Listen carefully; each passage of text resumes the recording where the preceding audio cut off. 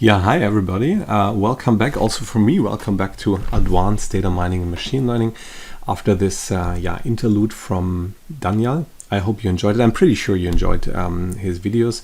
So we are back here now. We finished all the part on high dimensional data. That was the biggest part, as I promised you.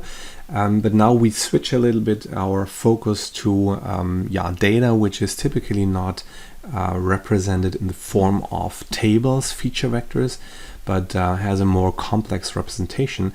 We talked about that in the introduction and in the motivation, how to actually mine those data sets that have a different format, a different structure.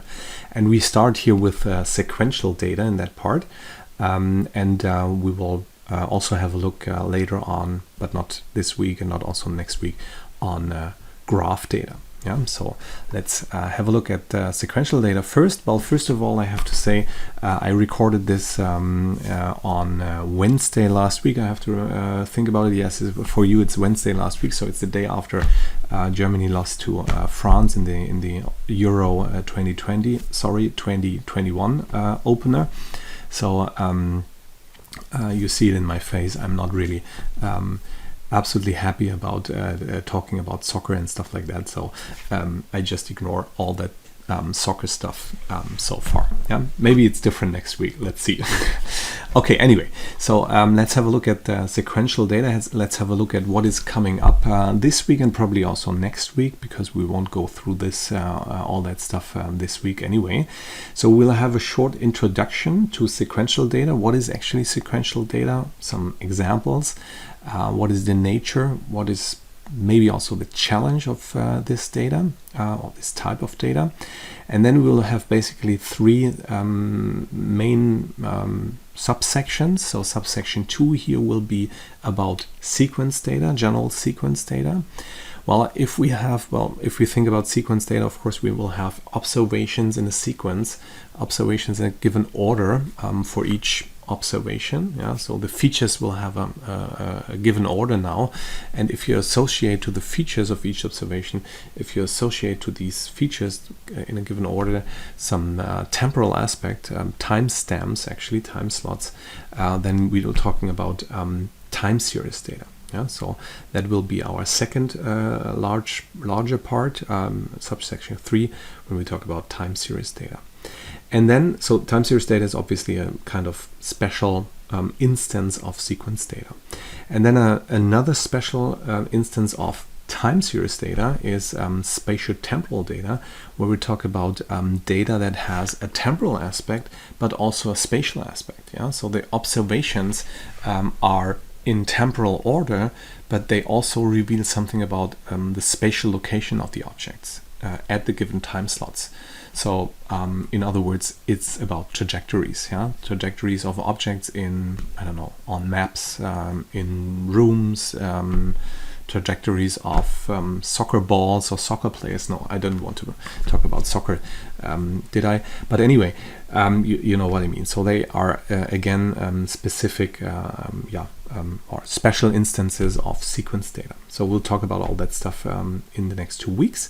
And you see, if you have a look at the outline here, that basically we'll talk about, well, we are not focusing on neural networks, as we also already mentioned.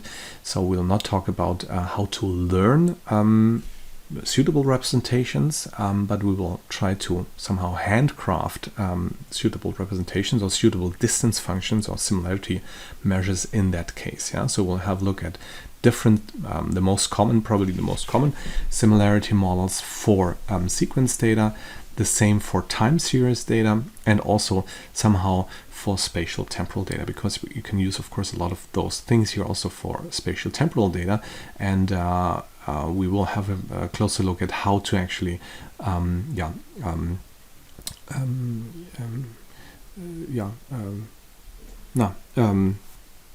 think about how the spatial aspect can also be incorporated in the mining process. Okay, so yeah, it was a long evening yesterday, so, and a very frustrating one, did I tell you? But anyway, Okay, so let's start with the short introduction to sequential data. Well, first of all, where are we so far? We mostly dealt with structured data.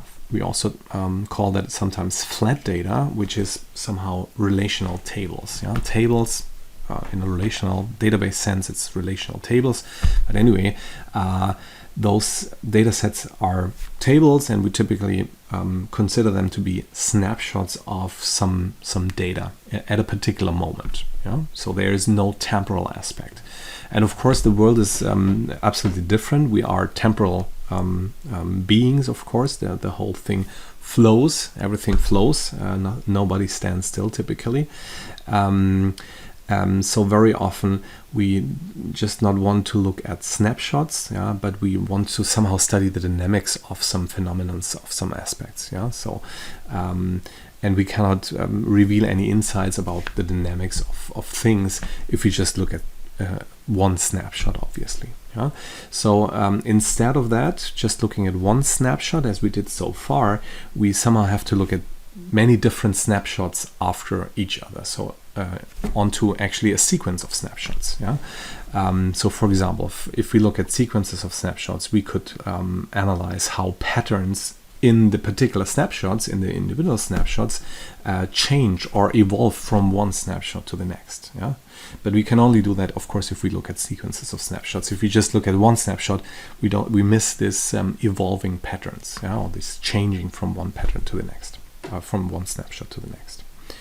Yeah, we could also look at the question if there are certain patterns that appear in sequential or periodical fashion, or if there are things that just occur frequently all over the time in some specific sequential pattern or something like that. Yeah, so if there are some sequential patterns, and so on and so on and so on. So there is a lot of things that we can look at just by adding this kind of sequence idea. So by not just looking at one snapshot, but looking at a sequence of snapshots, there are so many more patterns that we can look for. Yeah? And of course, it depends on the application, what kind of patterns we should look for. We should be aware of this kind of much more information that we have from sequences than just from one snapshot. Obviously.